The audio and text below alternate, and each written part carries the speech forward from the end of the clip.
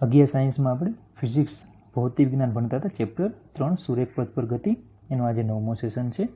આજે આપણે ટોપિક લેવાનો છે તત્કાલીન વેગ અને ઝડપ, ઇન્સ્ટન્ટેનિયસ સ્પીડ એન્ડ વેલોસિટી. બરાબર. ફિઝિક્સનો આ ટોપિક એ સૌથી મહત્વનો ટોપિક છે. બરાબર. આ ટોપિકની છે ને એપ્લિકેશન થોડી સહેલી હોય છે, પણ ટોપિકને સમજવો, એને તમારે ક્લિયર કરવો એ થોડો અઘરો છે. બરાબર. એટલે આશા રાખું તમે આજે બરાબર વિડીયોમાં ધ્યાન આપશો. બરાબર. તો તત્કાલીન વેગ અને ઝડપ. હવે સમજો, તમને પહેલાં તો એ પ્રશ્ન ઊભો થાય કે સર આપણે સરેરાશ વેગ અને સરેરાશ ઝડપ એવું ભણી ગયા હતા. વેગ અને ઝડપ આપણે ભણી જ ગયા છીએ, તો પછી આ તત્કાલીન તમે નવું લાવ્યા એમ. બરાબર. આ કંઈક તમે નવું લાવો છો હવે.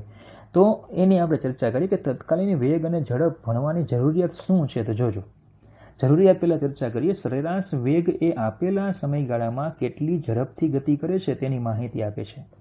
સરેરાશ વેગ જે છે ને આપેલ સમયગાળામાં પદાર્થ કેટલી ઝડપથી ગતિ કરે એની માહિતી આપે. પરંતુ આ સમયગાળા દરમિયાનના જુદા જુદા તાક્ષણિક સમયે કેટલી ઝડપે ગતિ કરે છે તે જાણી શકાતું નથી, અને આ માટે તાક્ષણિક વેગ અથવા ટી ક્ષણે વેગ કે ઝડપ વ્યાખ્યાયિત કરવામાં આવે છે. સમજો, હું તમને સમજાવું કે ધારો કે આપણે સુરતથી અમદાવાદ પેલી બસને આજે ફરી પાછી આપણે બોલાવીએ. બરાબર. સુરતથી અમદાવાદ ધારો કે કોઈ એક બસ છે એ ગતિ કરે છે. બરાબર. સુરતથી એને ક્યાં જવું છે? અમદાવાદ. બરાબર. હવે ધારો કે એ માટેનું આજે અંતર આપણે કીધું કે ભાઈ અંતર જે છે એ ધારો કે 250 કિલોમીટર છે, સોરી ને કોઈ પણ 250 કિલોમીટર છે, અને એના માટે ધારો કે એને 5 કલાકનો સમય લાગે છે. તો સરેરાશ ઝડપ એટલે આપણે શું લખતા કે સ્થાનાંતરના છેદમાં સમય, તો એ 250/5 કિલોમીટર પ્રતિ કલાક. બરાબર. 250/5 કિલોમીટર પ્રતિ કલાક. બોલો, આપણે ખાલી આટલું લખી દઈએ, મતલબ કે આપણે સરેરાશ ઝડપ કેટલી મળે છે? 50 કિલોમીટર પ્રતિ કલાક. હવે સમજો, આટલી મને સરેરાશ ઝડપ મળી, 50 કિલોમીટર પ્રતિ કલાક. તો આનો અર્થ મારે એવો સમજી લેવાનો કે બસ જે સુરતથી સ્ટાર્ટ થઈને અમદાવાદ જાય છે એમાં કોઈ પણ જગ્યાએ એની ઝડપ 50ની હશે. બોલે એવું હોય? સુરતથી બસ સ્ટાર્ટ થઈને અમદાવાદ જાય તો એના આખા માર્ગ દરમિયાન એની ઝડપ 50ની જ હોય. બરાબર. એવું હોય? તો ના, એવું તો નથી હોતું કે ભાઈ જ્યાંથી સ્ટાર્ટ થાય છે ત્યાં એની ઝડપ કેવી હશે? તો કે 0. જ્યાંથી સ્ટાર્ટ થાય ત્યાં ઝડપ 0 હોય. પછી ધીમે ધીમે ઝડપ વધીને ધારો કે 10 થાય છે. બરાબર. કોઈ જગ્યાએ ધારો કે ટ્રાફિક જામ આવે છે તો ત્યાં ફરી પાછી ઝડપ એની 5 થઈ છે. પાછી ધીમે ધીમે વધીને, બરાબર, ખુલ્લો રોડ હોય તો ઝડપ એની 100 થઈ જાય છે, અને હાઈવે ઉપરની ઝડપ 200ની થઈ જાય છે. તો આ રીતે ઝડપ શું થાય છે? ચેન્જ થાય છે. કે ભાઈ ધારો કે ફરી પાછો ક્યાંક ટ્રાફિક થાય છે તો એવું પણ બને કે સ્ટોપ, જ્યાં હોલ્ટ પાડે છે ત્યાં સ્ટોપ, તો ઝડપ કેવી થઈ જાય? 0. ફરી પાછી સ્ટાર્ટ કરે, ઝડપ 10 થાય, વધે છે, ઘટે છે. બરાબર. અને પાછી અમદાવાદ પહોંચે ત્યારે ઝડપ 0. ઓકે. તો આ આખા સમયગાળા દરમિયાન એની ઝડપ 50 નથી રહેતી, પણ ઝડપ છે ને ચેન્જ થયા રાખે છે.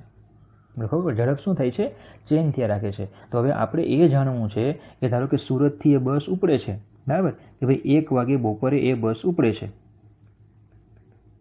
અને 5 કલાકમાં અમદાવાદ પહોંચે. ધારો કે 6 વાગે સાંજે એ અમદાવાદ પહોંચે છે. તો મારે હવે એ જાણવું છે કે બપોરે 1 વાગે જે બસ ઉપડે એ બસ, બરાબર, ની મારે ઝડપ જાણવી છે કેટલા, કે ભાઈ 2 વાગ્યાની ઝડપ કેટલી?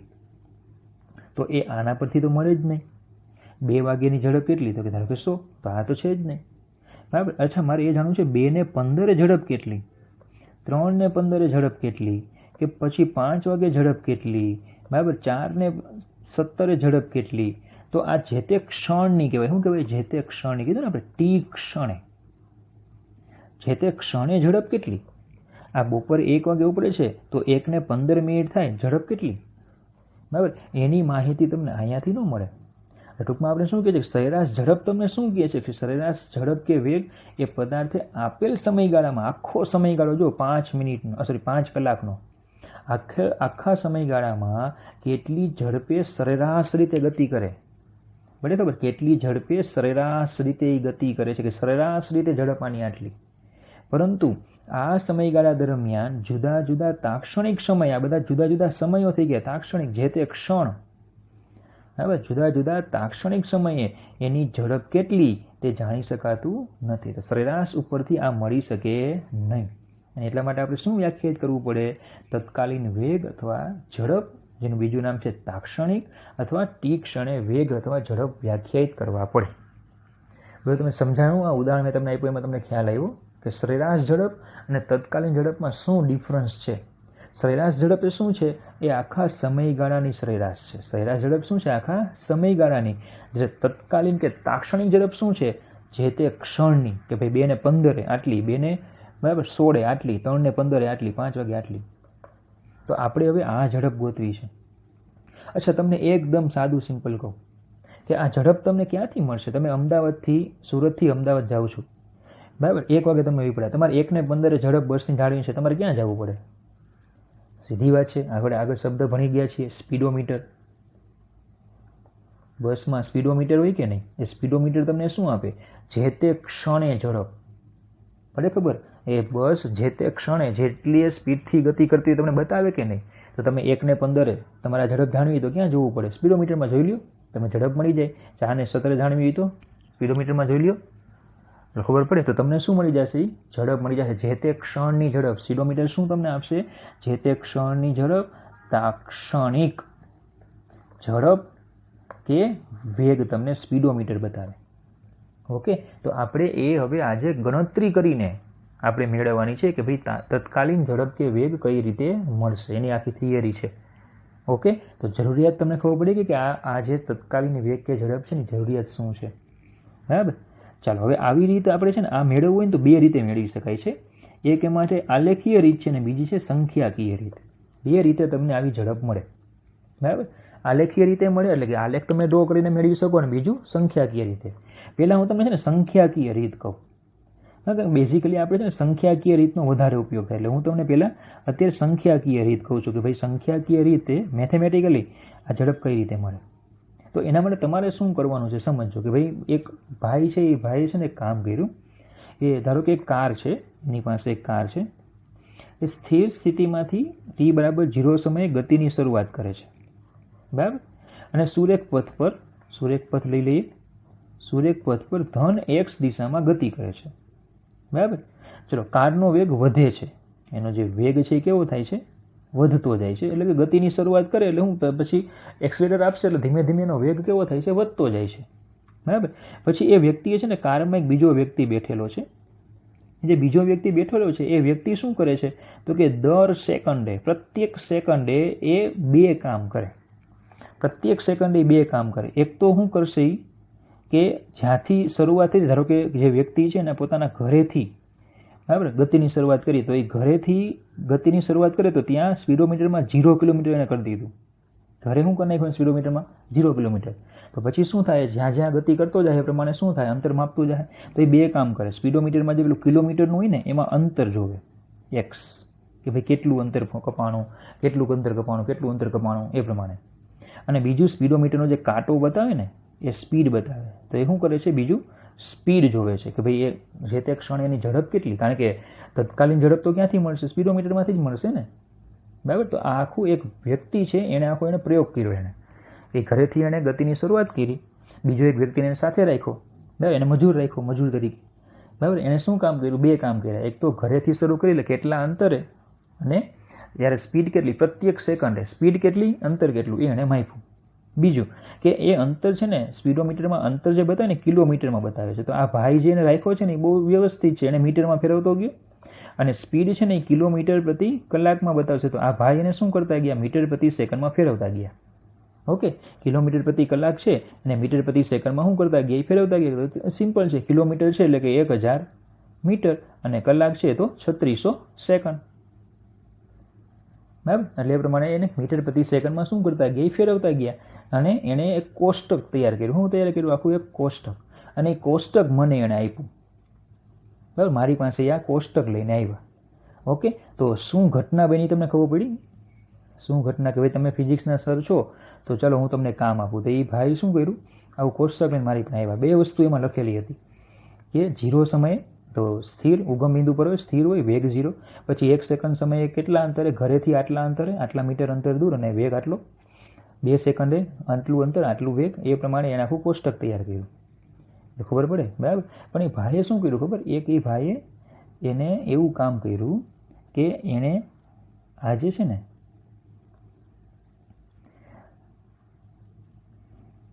બરાબર આટલું જે એણે મને કીધું નહીં, બરાબર, આ એને છે કે નાખ્યું, આ મને કીધું નહીં, અને મને પ્રશ્ન પૂછ્યો કે ટી બરાબર 4 સેકન્ડે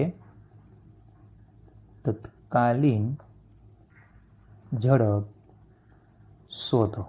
તો જોજો આપણે દાખલો આખો આપ્યો છે. જોજો આ છે ને આખો દાખલાની ચર્ચા કરી છે. તમને પરીક્ષામાં છે ને કોષ્ટક આપ્યું હોય, તમને જો પરીક્ષામાં કોષ્ટક આપ્યું હોય અને તમને શું કરી છે, અમુક ઝડપ આપી છે, એક નથી આપી. કઈ નથી આપી? 4 સેકન્ડે ઝડપ કેટલી તમને આપી નહીં. તમારે શું કરવાનું? 4 સેકન્ડે તત્કાલીન ઝડપ શોધો. તમારો આ પ્રશ્ન છે. એટલે મને એ ભાઈએ આવો પ્રશ્ન આપ્યો. એને ખબર હતી, એને ખબર હતી નહીં, પણ છતાં એને મને પ્રશ્ન આપ્યો, બરાબર. તો ફિઝિક્સના શિક્ષક છો, તમે આ જવાબ ગોતીને આપો, બરાબર. તો ઓકે, આપણે ચેલેન્જ સ્વીકારીએ. ચલો, શું કરવાનું હોય જોજો, ધ્યાન આપજો, બરાબર. આવું એક કોષ્ટક તૈયાર કરવું પડે. બીજું, બરાબર, પહેલાં તો ડેલ્ટા ટી એટલે શું? તો કે તમારે એક સમયગાળો નક્કી કરવાનો. એક સમયગાળો, દાખલા તરીકે ધારો કે મેં 2 સેકન્ડનો સમયગાળો નક્કી કર્યો, 2 સેકન્ડનો 2 સેકન્ડનો સમયગાળો નક્કી કર્યો. એનો મતલબ કે મારે 2 સમય લેવા પડે. સમજો, સમયગાળો ડેલ્ટા ટી એટલે શું? કે આપણે આવું ભણી ગયા કે નહીં, કે ભાઈ ધારો કે આ T1 સમય, આ T2 સમય, તો ડેલ્ટા ટી એટલે શું થાય? T2 માઇનસ T1 આવું થાય કે નહીં? ડેલ્ટા ટી એટલે T2 માઇનસ T1. તો મેં ડેલ્ટા ટી કેટલા લીધા? 2 સેકન્ડ લીધા. તો બોલો, મારે આ સમય નક્કી કરવા પડશે કે નહીં? તો મેં શું લીધું કે ભાઈ T1 છે ને, T1 એ મેં 3 સેકન્ડ લીધો, અને T2 છે ને એ મેં લીધો 5 સેકન્ડ. તો બોલો, બાદ બાકી કરો, 2 સેકન્ડ થઈ જાય. તો બોલો, આ T1 કેટલો લીધો મેં? 3 સેકન્ડ લીધો. T2 કેટલો લીધો? 5. ખબર પડે? એટલે 2 સેકન્ડનો તફાવત આવી જવો જોઈએ. તો આવી ગયો, બરાબર. ચાલો, હવે x ઓફ T1 સમજતા જાજો. આ શું છે ને? x ઓફ T1 એનો મતલબ થાય કે T1 સમય x કેટલા? ચલો, T1 કેટલા છે? 3 છે. તો 3 સેકન્ડ સમય x કેટલા છે? 2.16 છે કે નહીં? જો આ x છે, 3 સેકન્ડે કેટલા છે? 2.16. તો જો આ કેટલા થાય? 2.16. અને x ઓફ T2 એટલે તમે સમજતા જાઓ. x ઓફ T2 શું થશે? T2 સમયે x. T2 કેટલા છે?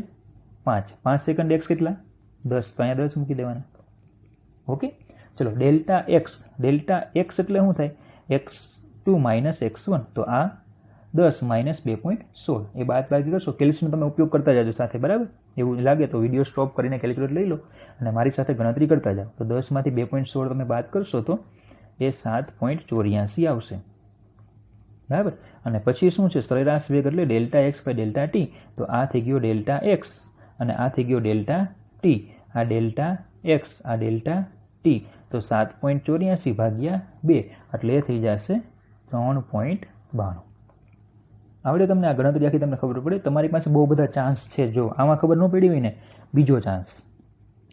અહીંયા સમયગાળો 2 સેકન્ડ લીધો હતો, હવે હું છે ને 1 સેકન્ડ કરી નાખું, બરાબર. તો મારે ફરી પાછું શું ગણવું પડશે? આ 2 સમય ગણવા પડશે કે નહીં? તો ચલો, હું એક સમય હું લઈ લઉં છું 3.5 ને બીજો સમય હું લઈ લઉં છું 4.5. હવે જો બીજી એક વાત, તમારે 4 સેકન્ડે તત્કાલીન ઝડપ ગોતવી છે કે નહીં? તો તમારે આ 2 સમય ગમે તે નથી લેવાના કે ભાઈ સર તો 5 અને 6 લઈએ તો ન હાલે, 1 સેકન્ડ જ છે. પણ ના, એવું નહીં હાલે. તમારે 4 સેકન્ડે તત્કાલીન ઝડપ ગોતવી ને તો તમારે 1 સમય આની પહેલાંનો લેવાનો, 1 સમય આની પછીનો લેવાનો. ખબર પડે? 4 સેકન્ડની પહેલાંનો 1 સમય લેવાનો, 4 સેકન્ડ પછીનો 1 સમય લેવાનો. દાખલા તરીકે 1 સેકન્ડનો એ ગેપ લેવાનો છે કે નહીં? તો હું 1 સમય લઈ લઉં છું 3.5 એટલે 4 સેકન્ડ પહેલાંનો થઈ ગયો, અને 1 હું લઈ લઉં છું 4.5 એટલે 4 સેકન્ડ પછીનો થઈ ગયો, બરાબર. ચલો, હવે x ઓફ T1 એનો મતલબ શું થાય? કે 3.5 સેકન્ડે x કેટલા? તો જો કોષ્ટકમાં 3.5 છે. આ તો નથી, કોષ્ટકમાં 3.5 નથી. તો હવે શું કરશું? તો હવે છે ને આપણે મેથેમેટિક્સનો ઉપયોગ કરવો પડશે, બરાબર. જો હું અહીંયા લખું છું મેથ્સનો ઉપયોગ કરીને આપણે x અને t નો સંબંધ ગોતવો પડશે, કે જેમાં હું શું કરું? ટીની કિંમત મૂકી દઉં ને એટલે મને છે ને x મળી જાય. x અને ટીનો સંબંધ એટલે સમીકરણ. શું ગોતવું પડશે આપણે? સમીકરણ, કે જેમાં હું ટી મૂકી દઉં ને એટલે મને શું મળી જાય? x, બરાબર. તો એ કઈ રીતે મળે એની ચર્ચા હમણાં આપણે કરતા નથી, એની ચર્ચા આપણે પછી કરશું. પણ હમણાં હું તમને ખાલી સમીકરણ આપી દઉં કે ભાઈ મેથેમેટિક્સનો મેં ઉપયોગ કર્યો ને, તો મેં ટીની આ વેલ્યુ અને એક્સની વેલ્યુ માટે સમીકરણ તૈયાર કર્યું તો મને સમીકરણ આવું મળ્યું x = 0.08 ટી સ્ક્વેર. આવું સમીકરણ મને મળ્યું. બરાબર. x માફ કરજો, x = 0.08 ટી ક્યુબ, માફ કરજો, ટી ક્યુબ ઘન. મને આવું સમીકરણ મળ્યું. બરાબર. તો હવે આનો મતલબ શું થાય કે તમે આમાં ટી મૂકી દો ને, તમે આમાં ટી મૂકી દેશો તો તમને શું મળી જશે? એક્સ. દાખલા તરીકે તમે ચેક કરી લો, ફટાફટ કેલ્સીમાં ચેક કરો. 1 સેકન્ડ મૂકો, કેટલા આવશે? 0.08. 2 સેકન્ડ મૂકો એટલે 2 × 4 = 8 ગુણ્યા 0.08, બોલો થઈ જાય. 3 સેકન્ડ મૂકો. બરાબર. તો કઈ રીતે આવી એની ચર્ચા આપણે પછી કરશું, પણ હમણાં આવી ગયું. તો આપણે જરૂર શેની હતી? 3.5 સેકન્ડે હતી. તો આમાં ટીની જગ્યાએ કેટલા મૂકી દેવાના? 3.5 મૂકી દેવાના. જો તમે 3.5 મૂકશો એટલે તમને શું મળશે? એટલે મૂકી દો. 3.5 નો ઘન કરવાનો, 3.5 નો ઘન ગુણ્યા 0.8 એટલે તમને મળશે 3.43. બરાબર. પછી x ઓફ T2, તો T2 કેટલા છે? 4.5. 4.5 અહીંયા મૂકી દો એટલે 4.5 નો ઘન ગુણ્યા 0.08 એટલે એ તમને મળશે 7.29. ચલો હવે શું છે? Delta x. ડેલ્ટા એક્સ એટલે આ બંનેની બાદબાકી. આ બેની બાદબાકી કરશો એટલે તમને મળશે 3.86. અને પછી વેગ, તો આના ભાગ્યા સમય એટલે એ સીધું શું થઈ જાય? 3.86. ખબર પડે? બરાબર. તો આ પ્રમાણે આખું કોષ્ટક તમારે તૈયાર કરવાનું. બરાબર. તો આપણે શું કર્યું? પહેલાં 2 હતા ને, પછી આપણે 1 સેકન્ડ કર્યા. ચલો હવે પાછા ઘટાડતા જવાના. બરાબર. આ પાછા શું કરવાના? ઘટાડતા જવાના. 2 અને 1 વાળું આખું આ ડેટા આવી ગયો. પાછો તમે ઘટાડી દો. ધારો કે 0.5 કરી નાખ્યા. 0.5 કરો. T1 T2 મૂકો. તો એક સમય T1 નક્કી કરો કે ભાઈ મેં નક્કી કર્યો 3.75. બરાબર. આ નક્કી કર્યો 4.25 એટલે બાદ બાકી 0.5 સેકન્ડ થઈ ગઈ. હવે x ઓફ T1 શું કરવાનું? આપણું સૂત્ર શું હતું? x = 0.08 T cube. તો x ઓફ T1 માટે T1 અહીંયા મૂકી દેવાનો, 3.75 અહીંયા મૂકી દેવાનો, ઘન કરવાનો, તમને મળશે 4.21875. બરાબર. સેમ પછી હું કેલ્ક્યુલેટ કરતો જાઉં છું. 6.1425 T2 મૂકી દેવાનો. બરાબર. આ જે T2 છે એ મૂકી દેવાનો અહીંયા. પછી બાદબાકી કરી નાખવાની એટલે 1.9225 અને ભાગ્યા 0.5 કરવાનો એટલે 3.845. બરાબર. હજી સમયગાળો નાનો લઈ લો, 0.1 લઈ લો. તો આ 3.95 એક હું લઈ લઉં અને એક હું લઉં છું 4.05. શું નિયમ? 1 3 કરતાં નાનો, 1 4 કરતાં નાનો, 1 4 કરતાં મોટો. બરાબર. તો આ પ્રમાણે તમે ડેટા મૂકતા જાઓ. T1 મૂકી દો સમીકરણમાં, T2 સમીકરણમાં મૂકી દો. બરાબર. બંનેની બાદબાકી કરી નાખો અને પછી 0.1 વડે ભાગી નાખો. બરાબર. હજી એક સમયગાળો હું લઈ લો 0.01. તો 3.995, 4.005, 5.100824, 1392224, 0.0384 અને અહીંયા આવશે 3.8400. ચલો હજી એક સમયગાળો નાનો લો 0.001. આપણે છે ને સમયગાળો ક્યાં સુધી નાનો લેવાનો? આ આંકડાઓ છે ને જો સ્ટેબલ બનતા ગયા. જો પહેલાં છે ને 3.92 હતા, પછી 3.86, હવે જો 3.84 5, પછી 3.84 02, પછી 3.84 00. એટલે આંકડા છે ને સ્ટેબલ થતા જાય છે. તો એક આપણે સમયગાળો ખાલી નાનો લઈ લઈએ. બરાબર. એની ગણતરી કરી લઈએ. 3.9995 અને 4.0005, 5.11808024 અને 5.12192024 અને 0.00384 એટલે 3.8400. આંકડા સ્ટેબલ થઈ ગયા કે નહીં? બરાબર. તો જો આપણો પ્રશ્ન શું હતો કે ભાઈ 4 સેકન્ડે તમને આ કોષ્ટક પેલા વ્યક્તિએ આપ્યું હતું, એના પરથી પ્રશ્ન હતો કે 4 સેકન્ડે તત્કાલીન વેગ ગોતો તો તમારે આવું કોષ્ટક તૈયાર કરવું પડે. બરાબર. જો ડેટા પહેલાં આવે તો તમારે સમીકરણ તૈયાર કરવું પડે. આપણે કીધું કે સમીકરણ કઈ રીતે તૈયાર કરશું એ આપણે હમણાં જોઈએ. પણ પહેલાં બોલો કોષ્ટક ઉપરથી આ જે ઉપરનું કોષ્ટક હતું એના ઉપરથી તમારે આવું કોષ્ટક તમે તૈયાર કરી લીધું. બરાબર. આ કોષ્ટક તૈયાર થઈ ગયું તો હવે જોજો, ધ્યાન આપજો. આ જે આંકડો છે ને એ આંકડો તમે જુઓ તો અહીંયા આ આંકડો હતો 3.84. ઓકે. જોજો તમે અહીંયા જોજો, બધા જોજો, અહીંયા ધ્યાન આપજો, અહીંયા જોજો. આ ગોતવાનું હતું ને, જોજો 3.84. ઓકે, તમને આન્સર મળી ગયો. જો તો ખબર પડે. આ તત્કાલીન વેગ તમને આ રીતે મળે. પણ હવે આપણે સમજવાનું એ છે કે તમે આ ગોઈતું તેમાં પ્રોસેસ શું કરી આપણે જોવું તો પ્રોસેસ આપણે એ કરી કે સમયગાળો છે ને ડેલ્ટા ટી સમયગાળો. જો પહેલાં 2 સેકન્ડ લીધો, પછી 1 લીધો, પછી 0.5 લીધો, 0.1, 0.01, 0.001. આપણે શું કર્યું? સમયગાળો નાનો ને નાનો લેતા અથવા તો કરતા જઈશું. તત્કાલીન વેગ ગોતવા માટે શું કરવાનું? તો કે સરેરાશ વેગ ગોતવાનો જે આ સમયગાળો છે ને એને નાનો ને નાનો લેતા જઈશું. એટલે ખબર પડે. તત્કાલીન વેગ ગોતવા માટે સરેરાશ વેગ ગોતવાનો જે સમયગાળો છે તેને નાનો ને નાનો લેતા જઈશું. બરાબર.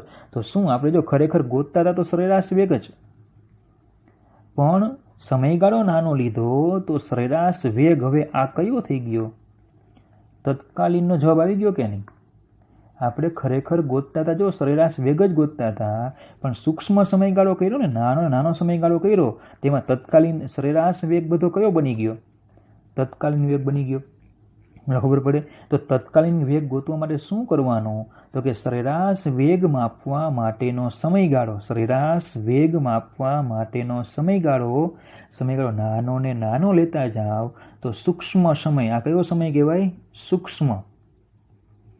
સૂક્ષ્મ સમયગાળામાં જે સરેરાશ વેગ માપવા, ખરેખર કયો વેગ હતો? સરેરાશ. સૂક્ષ્મ સમયગાળામાં જે સરેરાશ વેગ માપવો ને કયો વેગ હોય? તત્કાલીન. ફરીથી વાક્ય યાદ રાખજો. તત્કાલીન વેગ મેળવવા માટે શું કરવાનું? તો કે સરેરાશ વેગ માપવાનો, બરાબર, સરેરાશ વેગ માપવાનો સમયગાળો એ નાનો ને નાનો લેતા જાઓ તો સૂક્ષ્મ સમયગાળામાં જે સરેરાશ વેગ મળે એ સરેરાશ વેગને તત્કાલીન વેગ કહે છે. ખબર પડે.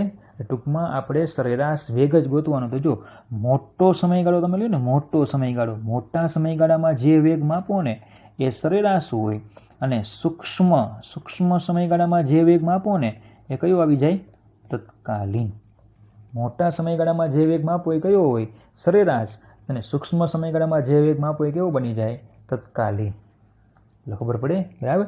ચલો, તો ટૂંકમાં તત્કાલીન વેગ ગોતવા માટે શું કરવું પડશે? તો કે સરેરાશ વેગ માપવાનો સમયગાળો નાનો ને નાનો લેતા જઈએ. તો કોઈ પ્રશ્ન પૂછે કે સર કેટલો નાનો? તો હું એને કહીશ શૂન્યવત નાનો. અરે ભાઈ, શૂન્યવત નાનો સમયગાળો લેવાનો. હવે આ શૂન્યવત નાનો સમયગાળો છે ને એને મેથ્સમાં આ રીતે લખાય. લિમિટ, LIM એટલે limit, delta T tends to 0. શું કહેવાય? Limit delta T tends to 0. મતલબ કે આનો અર્થ આવો કહેવાય કે સમયગાળો શૂન્યને અનુલક્ષે છે. અનુલક્ષવું એટલે શૂન્ય તરફ જાય છે, પણ શૂન્ય થતો નથી. હવે શૂન્ય તરફ જાય છે પણ શૂન્ય થતો નથી. ખબર પડે. સમયગાળો છે એ શૂન્યને અનુલક્ષે છે, શૂન્ય તરફ જાય છે પણ શૂન્ય થતો નથી.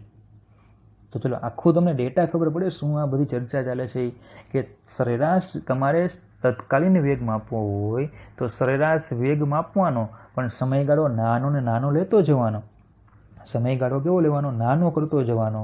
તો સૂક્ષ્મ સમયગાળામાં જે તમે સરેરાશ વેગ માપશો ને એ જ તમારો શું બની જાય? તત્કાલીન વેગ. તો મોટા સમયગાળામાં જે વેગ મળે એને સરેરાશ કહેવાય, સૂક્ષ્મ સમયગાળામાં મળે એને તત્કાલીન કહેવાય. તો સમયગાળો કેટલો નાનો કરવાનો? તો કે શૂન્યવત. એનો મતલબ શું થાય? શૂન્ય નહીં તેવો. શૂન્ય નહીં તેવો નાનો સમયગાળો લેવાનો, જેને મેથ્સમાં દર્શાવાય limit delta T tends to 0. શું કહેવાય એને? Limit delta T tends to 0. એટલે ખબર પડે. અને એ સમયગાળામાં જે વેગ મળશે જેને આપણે શું કહીશું? તત્કાલીન વેગ. એટલે ખબર પડી. બરાબર. ક્લિયર થાય છે તમને આ બધું? ચલો, આપણે તો આપણી થિયરી તરફ જઈએ. તો આ રીતે આપણે બરાબર વેગ મળી ગયો. તો જો ફરીથી શું કીધું હતું કે ભાઈ આપણે છે ને સરેરાશ વેગ માપતા હતા, delta x by delta t કરતા હતા કે નહીં.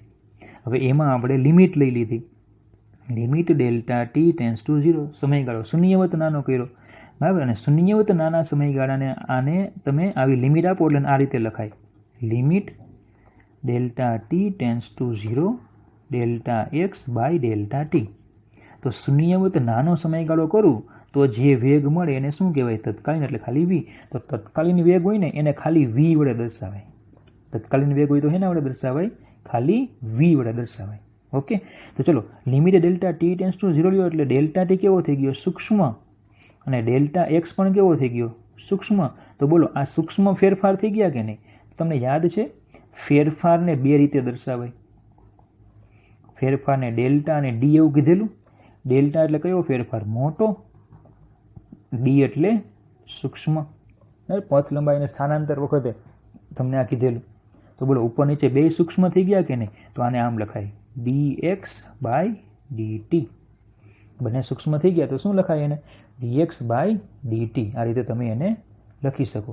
બોલો ખબર પડે? તો સૂક્ષ્મ ફેરફારોનો ગુણોત્તર આ રીતે તમને મળે. તો તત્કાલીન વેગ વી બરાબર dx બાય dt. તત્કાલીન વેગ v બરાબર dx બાય dt. તમને આવું સમીકરણ મળે. ઓકે, ખબર પડી તમને? બરાબર. ચલો હવે બીજું કે આને તમે છે ને આમ પણ લખી શકો, x ડોટ. ઓકે, તમારે એને આખું આવું ન લખવું હોય કે ભાઈ dx બાય dt સર મારે આવું નથી લખવું, આટલું નથી લખવું, તો હું લખી શકું x ડોટ. બરાબર, આની સંજ્ઞા છે. લખવો પડી ગઈ. બરાબર. ચલો આ તો હવે જે આ ગુણોત્તર થઈ ગયો dx બાય dt, એ dx બાય dt જે છે, dx બાય dt અથવા તો બરાબર dx બાય dt અથવા તો x ડોટ. આને શું કહેવાય? સૂક્ષ્મ ફેરફારોનો ગુણોત્તર. dx બાય dt ને શું કહેવાય? સૂક્ષ્મ ફેરફારોનો ગુણોત્તર. આ સૂક્ષ્મ ફેરફારોના ગુણોત્તરને નામ આપવામાં આવે છે વિકલિત. બરાબર. મેથ્સમાં આ સૂક્ષ્મ ફેરફારનો ગુણોત્તર હોય ને એને નામ આપવામાં આવે છે વિકલિત, અથવા તો સૂક્ષ્મ ફેરફારના ગુણોત્તરને નામ આપવામાં આવે છે વિકલિત. ખબર પડે? બરાબર. તો ચલો તમે જે વી લખ્યા ને V equal to dx by dt equal to X dot, એને તમે આમ પણ લખી શકો કે એક્સનો ટી સાપેક્ષે વિકલિત ગુણાંક. એક્સનો ટી સાપેક્ષે વિકલિત ગુણાંક. અથવા તમે આમ પણ કહી શકો કે સમયને સાપેક્ષે તે ક્ષણે સ્થાનમાં થતા ફેરફારનો દર. થોડુંક તમે નવા શબ્દો આવશે.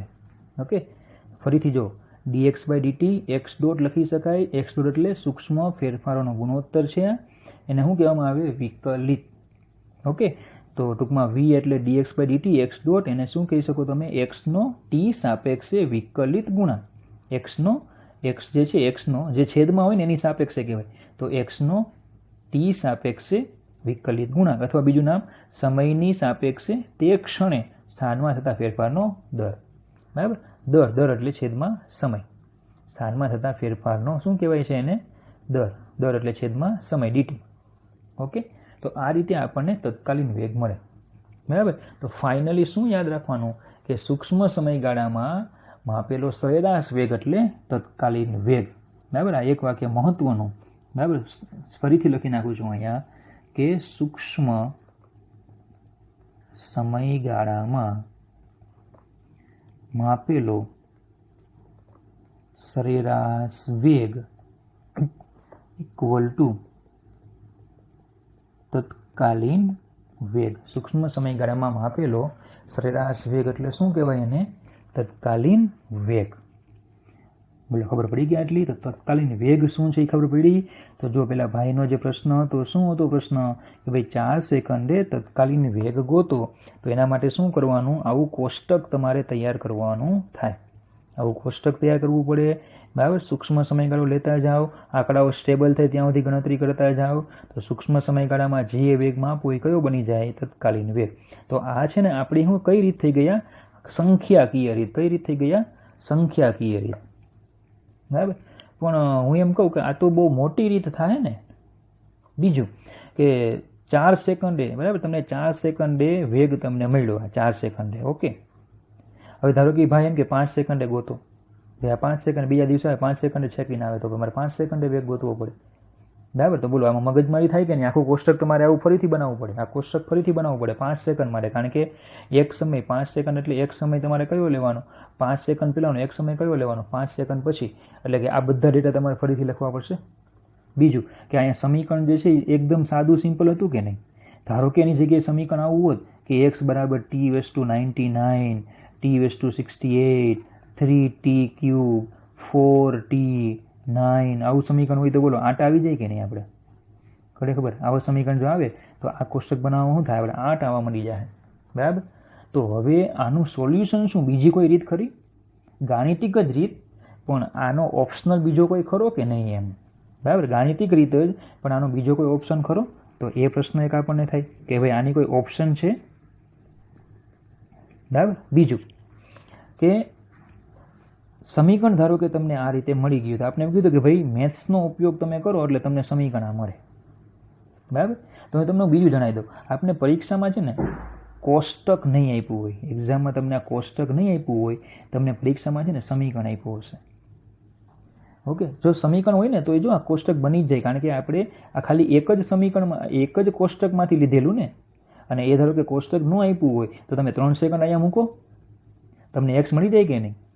5 સેકન્ડ મૂકો, એક્સ મળી જાય. તો તમને કોષ્ટક નહીં આપ્યું, શું આપ્યું હશે પરીક્ષામાં? સમીકરણ. ક્લિયર આટલું, બરાબર. એટલે આપણે આની ચર્ચા કરવાની જરૂર પડે નહીં કે સમીકરણ કઈ રીતે મળે. તમને પરીક્ષામાં શું આપ્યું હશે? સમીકરણ. ચલો એટલું પ્રોબ્લેમ સોલ્વ થઈ ગઈ. પણ હવે તમારે કોષ્ટક તૈયાર કરવું પડે. તો હવે આપણે કોષ્ટકનો ઓપ્શન ગોતીએ કે ભાઈ કોષ્ટકનો આપણી પાસે કોઈ ઓપ્શન ખરો? તો એ જો કોષ્ટક ન બનાવવું હોય તમારે, બરાબર, અને છતાં પણ તમારે તત્કાલીન વેગ ગોતવો હોય, કોષ્ટક ન બનાવવું હોય અને તત્કાલીન વેગ ગોતવું હોય ને, તો આપણે દુનિયાના મહાન વૈજ્ઞાનિક જે આપણે વડીલ પણ કહીએ, એ વડીલને તમારે યાદ કરવા પડે. અને વડીલ જેમ કહે ને એમ તમારે કરવું પડે. વડીલને પ્રશ્નો નહીં પૂછવાના, બરાબર. આ તમારે અલ્ટરનેટ કોષ્ટકનો અલ્ટરનેટ ગોતવો હોય તો વડીલ જેમ કહે એ પ્રમાણે તમારે સ્ટેપ ફોલો કરવા પડે, ઓકે. અને એ વડીલનું નામ છે ન્યૂટન. કોણ છે એ વડીલ? ન્યૂટન. ન્યૂટન કહે હું કહું એમ તમે કરો તો તમને જવાબ મળી જાય. હું કહું એમ તમારે કરો એટલે તમને જવાબ મળે. તો ઓકે, જોઈએ આપણે કે ભાઈ કેટલું સરળતાથી આપણે ગણી આપે છે. તો ન્યૂટને પહેલાં તો એવું કીધું કે તમારી પાસે સમીકરણ છે? તો હા, સમીકરણ તો છે, ઓકે. તો ચલો હું તમને કહું એ પ્રમાણે સ્ટેપ લખતા જાઉં. ચલો ન્યૂટન કહે છે, બરાબર, હું નથી કહેતો કાંઈ. બધી વસ્તુ કોણ કહે છે? ન્યૂટન કહે છે કે હું કહું એમ લખો, ઓકે. ચલો સમીકરણ તમારી પાસે આવું છે? હા, ઓકે. ચાલો હવે સમીકરણ લખી નાખ્યું છે તો બીજી વાર લખવાની જરૂર નથી. ચલો તો પહેલાં એક કામ કરો, 0.08 લખી નાખો. કેમ એવું નહીં પૂછવાનું, બરાબર. ન્યૂટન છે, વડીલ છે, વડીલ, ઓકે. લખી નાખ્યા. હવે તો કે હવે એક કામ કરો, આમાં જે તગડો છે ને એ તગડાને આગળ લઈ લો, આની સાથે ગુણી નાખો. ફરીથી કેમ નહીં પૂછવાનું, ખબર પડે ને, વડીલ છે. ચલો 3 લખી નાખ્યા, ઓકે. તમે કયો એમ. હવે ટી લખી નાખો, ઓકે. તમે કયો એમ. હવે 3માંથી એક બાદ કરી નાખો. કેમ નહીં, કેમનો તમને પ્રશ્ન થવો જ ન જોઈએ, કારણ કે વડીલ છે, પ્રશ્ન પૂછવાનો નહીં એને, એ કેમ કરવાનું, ઓકે. આ થઈ ગયું. ચલો હવે એક કામ કરો, 0.08 ગુણ્યા 3 કરો તો 0.08 ગુણ્યા 3 કેટલું થશે? 0.08 ગુણ્યા 3 કરો, બરાબર. 0.24 થાય. 0.08 ગુણ્યા 3 0.24 થાય, ઓકે. ચલો t² થઈ ગયું. ચલો હવે જોજો કયા સમયે તમારે વેગ ગોતવાનો હતો? 4 સેકન્ડે ને, 4 સેકન્ડે ગોતવાનો હતો કે નહીં? અચ્છા, ચલો અહીંયા ટી છે કે નહીં? ટીની જગ્યાએ 4 મૂકી દો તો 4નો વર્ગ આવું થાય. ચલો કેલ્ક્યુલેટ કરો. 0.24 ગુણ્યા ચોકે 16 કેટલું થઈ ગયું? 3.84. અચ્છા જોજો 3.84. તો એનો મતલબ કે આ વેગ મળી ગયો, આ પ્રોસેસ કરવાથી વેગ મળી ગયો. ક્લિયર? ખબર પડી? તો ચલો ગણતરી કેટલી કરી ખાલી આપણે? આટલી જ. અરે ભાઈ આટલી જ ગણતરી કરી, જવાબ મળી ગયો 3.84. આમાં જુઓ તો કેટલી ગણતરી કરી હતી, એટલે કરી હતી કે નહીં? તો બોલો હવે કઈ મેથડથી કરાય? બે મેથડ, ગાણિતિક રીતમાં બે મેથડ છે. એક આ મેથડ છે અને કોષ્ટકની રીત. તમે જ વિચારો કઈ મેથડ કરવી જોઈએ આપણે? તો કે ભાઈ સીધી વાત છે, કોઈ પણ વ્યક્તિને ખબર પડે કે ભાઈ આ મેથડ કરાય નહીં. પડે ખબર? આ મેથડ કરાય નહીં. કઈ મેથડ કરવી જોઈએ? ન્યૂટને કીધી ને એ મેથડ કરાય.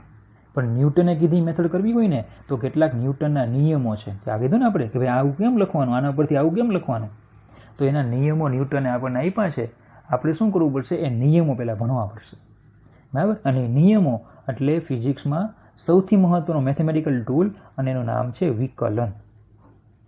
જે આપણે અહીંયા કીધું હમણાં કે ભાઈ આને વિકલિત કહેવાય, એવું કીધું હતું કે નહીં? વિકલિત. વિકલિત મેળવવાની ક્રિયા એટલે એને કહેવાય વિકલન. તો આપણે શું ભણવું પડે? વિકલન ભણવું પડે. એમાં કેટલાક નિયમો છે ને, નિયમો ભણવા પડે. પછી આપણને સરળતાથી, બરાબર, સરળતાથી શું મળી જશે? તમને વેગ મળી જાય. બોલો ક્લિયર થયું? તો આ જે v = dx/dt છે કે નહીં, આ dx/dt ને બરાબર એક્સનું ટી સાપેક્ષે વિકલિત ગુણાંક અથવા તો વિકલન કહેવાય. તો યાદ રાખવાનું, એક્સનું વિકલન કરો ને એટલે વેગ મળે. ઓકે, તો આ આખી છે ને ગાણિતિક રીત થઈ ગઈ. બરાબર. ચલો બીજી એક રીત છે આલેખીય રીત. તો એમાં કોષ્ટક તો હોવું જ જોઈએ, અને કોષ્ટક ન હોય અને જો સમીકરણ હોય x = 0.08 t³, જો તમને આવું સમીકરણ આપ્યું હોય તો સમીકરણ ઉપરથી કોષ્ટક બનાવવું પડશે. પણ કોષ્ટક ફરજિયાત. બરાબર. આલેખીય રીતમાં સમીકરણ ઉપરથી કોષ્ટક બનાવવું પડે, કોષ્ટક ફરજિયાત છે. બરાબર. ચલો હવે એમાં જે પ્રમાણે આ બિંદુ આવતા ગયા ને કે 0 એ 0, 1 એ 0.08, 2 એ આટલા, એ પ્રમાણે તમારે છે ને આલેખમાં બિંદુઓ બધા મૂકતા જવા પડે. આલેખમાં આ બધા બિંદુઓ શું કરવાના? મૂકતા જવા પડે. પછી બધા બિંદુઓને તમારે જોઈન્ટ કરવા પડે એટલે તમને આખો શું મળી જાય? આલેખ. હવે શું કરવાનું હોય કે આમાં તમારે કોઈ પણ બે બિંદુઓ પસંદ કરી લેવાના. બરાબર. આવો આલેખ તમે દોરો છો, કોઈ પણ બે બિંદુ પસંદ કરી લેવાના. એ બંને બિંદુઓને આમ જોઈન્ટ કરી દેવાના, અને પછી x અક્ષ અને y અક્ષ ઉપર તમે આ રીતે લંબ દોરશો. બરાબર. એટલે તમને શું મળી જશે? આ રીતે આપણે ભણી ગયા હતા કે નહીં? ઢાળ મળી જાય, ઢાળ. આને ડેલ્ટા ટી કહેવાય, આ ડેલ્ટા એક્સ. ઓકે. દાખલા તરીકે જો આપણે જે અહીંયા આલેખ આપ્યો છે, એ આલેખમાં તમે જો એમાં બે બિંદુઓ પસંદ કર્યા. જો એક P1 છે, એક P2 છે, એને જો જોઈન્ટ કરી દીધા. તો હવે આનો ઢાળ ગોતી લેવાનો. આનો ઢાળ એટલે આ ડેલ્ટા એક્સ થાય, આ ડેલ્ટા ટી થાય, સરેરાશ વેગ મળે v = ડેલ્ટા x/ડેલ્ટા t. ઓકે. આ મને શું મળશે? આ ડેલ્ટા ટી સમયગાળાનો સરેરાશ વેગ. બરાબર. જે 3 થી 5 સેકન્ડનો જે આપણે વાત કરી હતી ને, અહીંયા 3 થી 5 સેકન્ડમાં જે આપણે વાત કરી હતી, અહીંયા 3 અને 5, એનો મને આટલો વેગ મળે. એનો ઢાળ ગોતી લ્યો, તમને ઢાળ ઉપરથી સરેરાશ વેગ મળે. ક્લિયર આટલું? બરાબર. હવે તમારે શું કરવાનું કે આ બિંદુઓ છે ને નજીક લાવવાના. દાખલા તરીકે જો આ જો Q1 ને Q2 જો નજીક થઈ ગયા કે નહીં, એનો ફરી પાછું તમારે શું ગોતી લેવાનું? ઢાળ. ટૂંકમાં જો સમયગાળો નાનો થઈ ગયો, જોવો તો સમયગાળો નાનો થઈ ગયો કે નહીં? 3.5 અને 4.5 આપણે લીધા હતા કે નહીં? આમાં જો 3.5 ને 4.5 લીધા હતા કે નહીં? જવાબ નજીક આવ્યો કે નહીં? જવાબ નજીક આવ્યો. એટલે તમે બિંદુઓ કેવા કર્યા? નજીક કર્યા. તો ટૂંકમાં શું કરવું પડે? બિંદુઓ છે ને નજીક ને નજીક લેતા જવા પડે. તો એક સ્થિતિ હું એવી લઈશ ને કે બિંદુઓ એટલા બધા નજીક થઈ જશે, જો કે ભાઈ આ બિંદુઓ છે અહીંયા એટલા બધા નજીક થઈ જાય કે એને હું ડ્રો કરું ને તો એક સ્પર્શક બને, અને આ સ્પર્શકનો હું ઢાળ લઈ લઉં તો એ સમયે મને શું આપશે?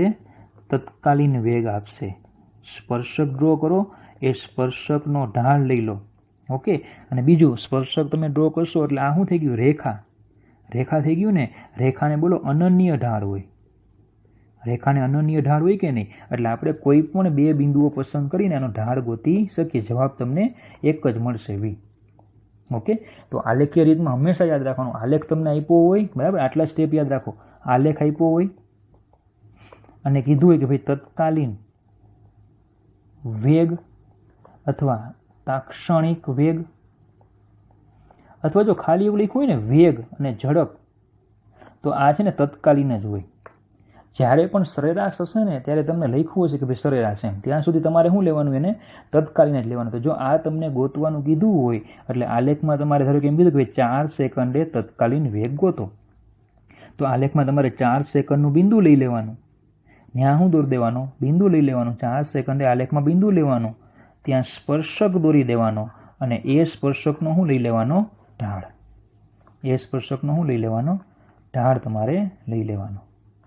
એ તમને 4 સેકન્ડનો તત્કાલીન વેગ આપે. તમને શું આપશે?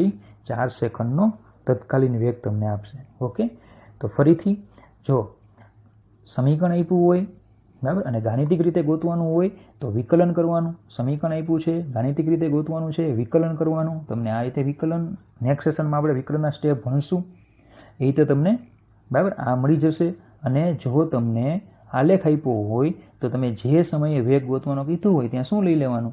બિંદુ લઈ લેવાનું, સ્પર્શક દોરી દેવાનો. એ તમને શું આપશે? તત્કાલીન વેગ આપશે. ઓકે, એટલે ખબર પડે બરાબર. ચાલો એક પોઈન્ટ ખાલી છેલ્લો લઈ લઈએ. તત્કાલીન વેગ અને ઝડપ સમજાવો. તો આપણે પરીક્ષામાં હું લખશું ને એના મુદ્દાઓ છે કે સરેરાશ વેગ એ પદાર્થે આપેલ સમયગાળામાં કેટલી ઝડપથી ગતિ કરી તેની માહિતી આપે છે, પરંતુ આ સમયગાળા દરમિયાનના જુદા જુદા તાક્ષણિક સમયે કેટલી ઝડપે ગતિ કરે છે તે જાણી શકાતું નથી. આ માટે તાક્ષણિક વેગ અથવા ટી ક્ષણે વેગ કે ઝડપ વ્યાખ્યાયિત કરવામાં આવે. ઓકે, કોઈ ક્ષણે વેગનું મૂલ્ય આલેખીય રીતે અથવા સંખ્યાકીય રીતે મેળવી શકાય. કોઈ ક્ષણે વેગને એટલે કે તત્કાલીન વેગને સરેરાશ વેગના અતિ સૂક્ષ્મ સમયગાળાના લક્ષ વડે, લક્ષ એટલે લિમિટ, દર્શાવી શકાય. એટલે v bar delta x by delta T હતા, એમાં limit delta T tends to 0 લઈ લો એટલે તમને v મળે. ઓકે, dx બાય dt અથવા x ડોટ, કે જ્યાં limit delta T tends to 0નો સંકેત તેની જમણી બાજુ રહેલી રાશિ પર ડેલ્ટા ટીના લક્ષમાં ક્રિયા દર્શાવે છે. જમણી બાજુ એટલે આ રાશિ, એમાં ડેલ્ટા ટીના લક્ષમાં શું કરી? તમે આ ક્રિયા કરી, સૂક્ષ્મ કર્યું એમ. dx બાય dt એટલે xનો ટી સાપેક્ષે વિકલિત ગુણાંક અથવા તો ગુણાંક લખી શકો, અને અથવા એને કહેવાય સમયને સાપેક્ષે તે ક્ષણે સ્થાનના ફેરફારનો દર. Limit delta T tends to 0ના લક્ષમાં સ્થાન સમય વક્રના જે તે બિંદુએ દોરેલા સ્પર્શકનો નાળ તત્કાલીન વેગનું મૂલ્ય આપે છે. એટલે તમને પ્રશ્ન પૂછાય કે તત્કાલીન વેગ અને ઝડપ સમજાવો, તો તમારે પરીક્ષામાં છે ને ખાલી આટલું જ લખવાનું છે. પેલું આગળની જે કંઈ બધી ચર્ચા કરીને એ ખાલી તમને સમજાવવા, કન્સેપ્ટ સમજાવવા ચર્ચા કરી હતી, એ ગણતરી કરવાની નથી. ઓકે, તમારે ખાલી શું લખવાનું? આટલું લખવાનું. તમારે જરૂર પડે તો તમે સ્ક્રીનને સ્ટોપ કરીને આખી વસ્તુ લખી શકો છો. ઓકે બરાબર. તો સરેરાશ તત્કાલીન ઝડપ, વેગ અને ઝડપમાં તમારે આટલી વસ્તુ લખવાની. બરાબર. ચલો, થેન્ક યુ.